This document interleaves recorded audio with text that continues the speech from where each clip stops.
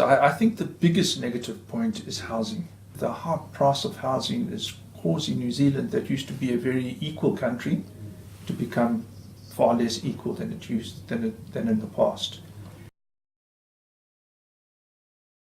I want to see house prices go down. The economy change because the economy is dependent too much on immigration and selling New Zealand to foreigner people. Yeah. When I was a kid, older people said, Japan used to be good. This river was much better, much cleaner. We could swim in that river. That kind of things that I didn't like it. Not just for the river, but everything is changing to the bad way rather than better way. So that's I feel in New Zealand now. Economy is going up, price, everything priced up for really no reason. I'm pretty happy to pay the more money if I get the better service. But the service, same service compared to 18 years ago. Same service, but price is 3 times much more. It's quite scary. Should be slowing down a bit. I don't wanna waste a lifetime chasing pots of gold. I don't wanna miss the sunshine, standing in the cold. But I don't wanna be the one who's left behind. I wanna catch a glimpse of life.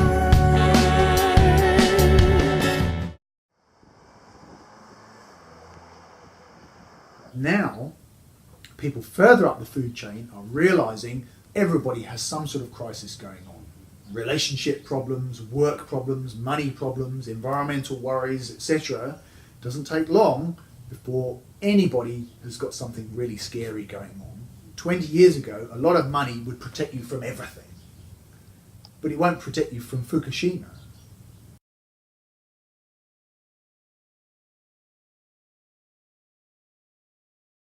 Well, in my experience, and I've been promoting the resource-based economy for nearly 10 years, as the society as a whole, especially in New Zealand, becomes much, much more aware because of, again, our technology, our networking, our children especially, their access to information, the availability of information so quickly, everybody's getting really smart really quick.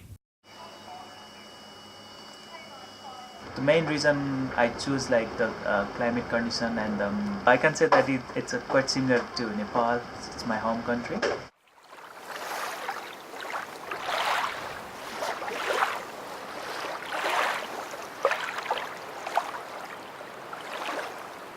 I think it's they're looking for the highest, highly qualified skilled labor. In some field you can get a highly qualified skilled labor. I think there will be a gap in between the that highest qualified job and the lower job. I think that will be the problem for the it's New Zealand.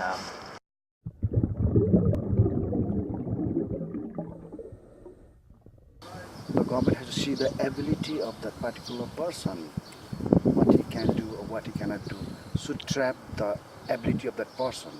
And next thing, according to the ability, whether he fits or she fits in what kind of sector, and should be given training. When I came back from Bhutan to Nepal, there the life was really miserable. Even then I got an opportunity to get settled in New Zealand. I don't have any kind of difficulties. The only thing is that about getting used to with the Kiwi way of life. So it's like a sheep becoming a goat. It's quite hard to understand. As all the people say, good, okay. That's really I appreciate. But some bad should be there within me also. A kind of communication gap, must say so. It takes time to get adjusted with the way.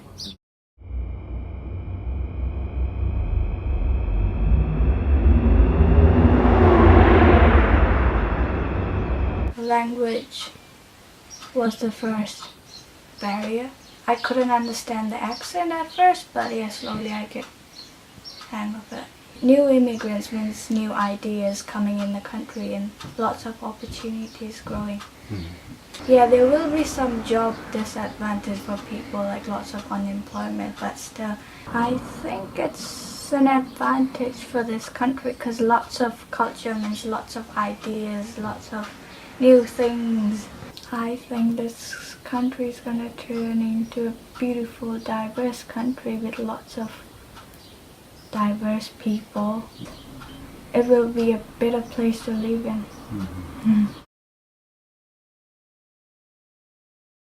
Traditionally, Nelson was a very non-diverse city. I think the lowest proportion even of Māori in New Zealand. But from year 2000, Nelson became a refugee destination in New Zealand. So from that date, Nelson accepted people from Myanmar. 2010, people from Bhutan began arriving, and then this year, actually Colombians. Diversity always brings challenges, management challenges, you know, how you manage housing, work, you know, how bosses manage workers and that kind of stuff. It's much more difficult to manage a multicultural workforce than a monocultural workforce. But I think we'd have to say that, you know, in the global world in which we live, it must be good to have to think about that, to have to try and cope with that, to have to deal with that. And I think that can only be good.